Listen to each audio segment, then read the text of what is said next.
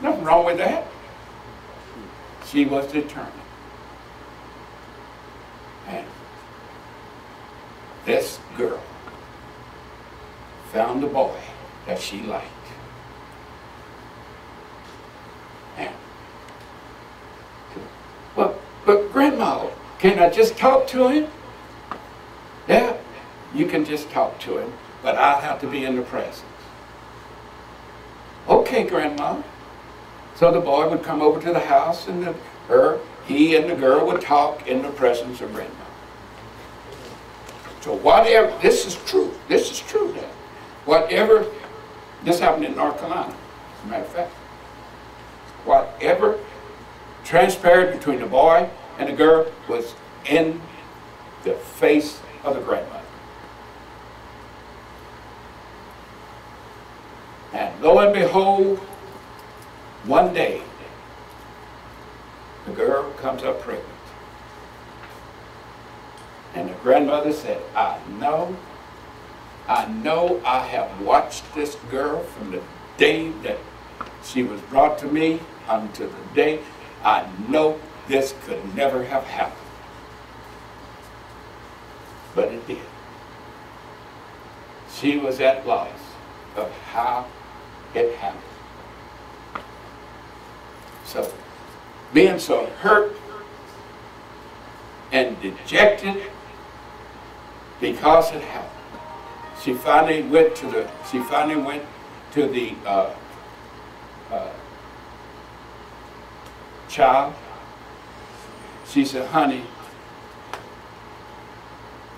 Grandma ain't mad at you or anything, but honey, Grandma wants you to tell me when this happened. She said, please, I'm not going to be angry at you. I just want to know when it happened. So she said, Grandma, you know when he used to come over and we would sit on the porch and talk? Grandma said, yeah. And you know, Grandma, when you know the swing that was in the front of the house? Yeah. And you know, Grandma, when we used to swing in the swing? Grandma said, yeah. And she said, Grandma, you know when you be watching when we swing? Grandma said, yeah. Tell me when it happened. She said, well, Grandma, you know, when we be swinging, I'd be sitting in his lap. Grandma said, yeah. She said, that's when it happened.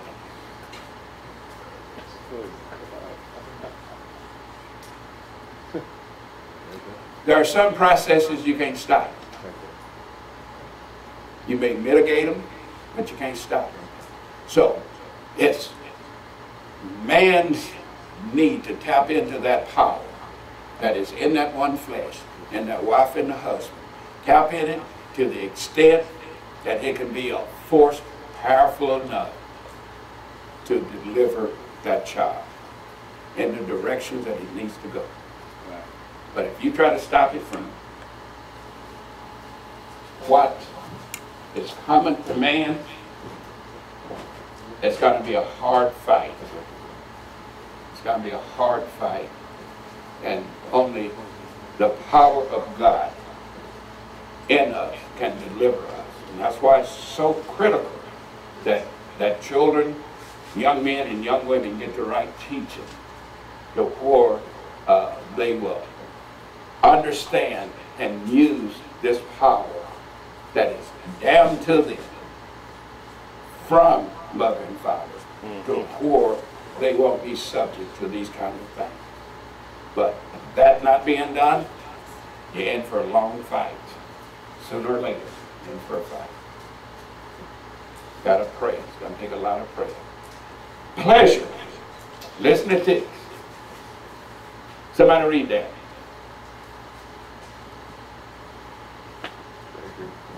Pleasure.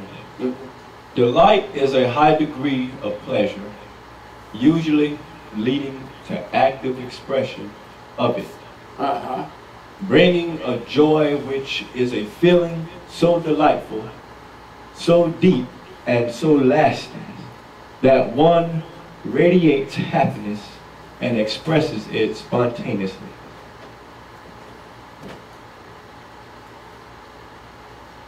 Do we understand that? Huh? It's true. So true. Huh? Come on. Amen. Huh? That happens in the bedroom, don't it? Yes, it does. Huh?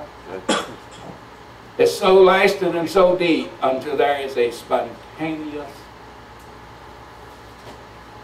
outburst. Amen. Or expression of it. Huh? Oh, yes. Why is that? Why is that? Because what is it anyway? What is it anyway? What is pleasure anyway? Oh, we call sex. What is sex anyway?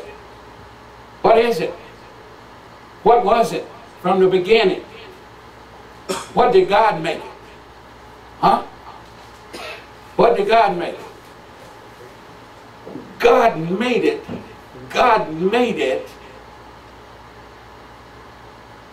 as the power to create life. Right. Right. That's what it is.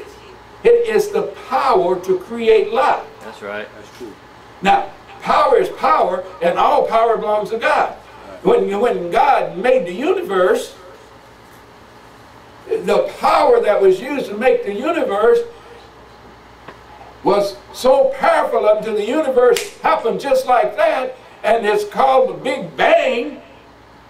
The noise from it was the Big Bang, and they say it's still out there. You can still hear it in the universe today. This same power that was used to create the universe, God gave it to man to create life, and when life is created, or the expression of it is a Big Bang. And you all call it orgasm. That's right, preacher. Come on. Make it plain. Huh? The power to create life. Right. That's why it's the Big Bang. That's why you feel like you feel, because you're using the power to create life. Come on. Amen. That's right. That's so true. And that's why the expression is spontaneously, just like the creation of the universe was spontaneously. And it happened.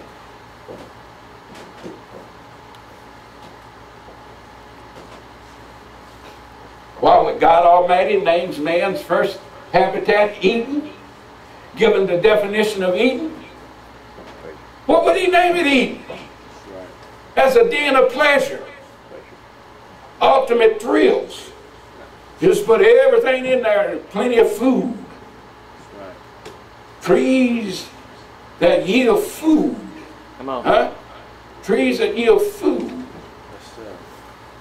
And all the trees yield food, but different kinds of food in the Garden of Eden. But that's what was in there. Why? Why would he? Why would he give man's first habitat the name of Eden if Eden is a place of pleasure? That's right. Hmm?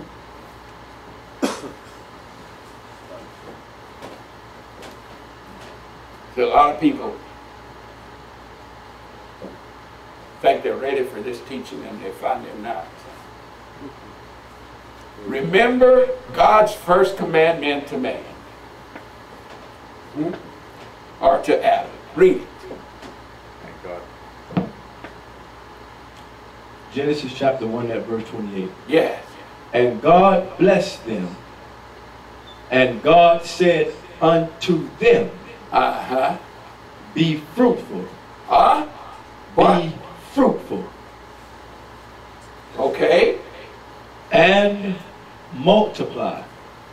And what? And replenish the earth.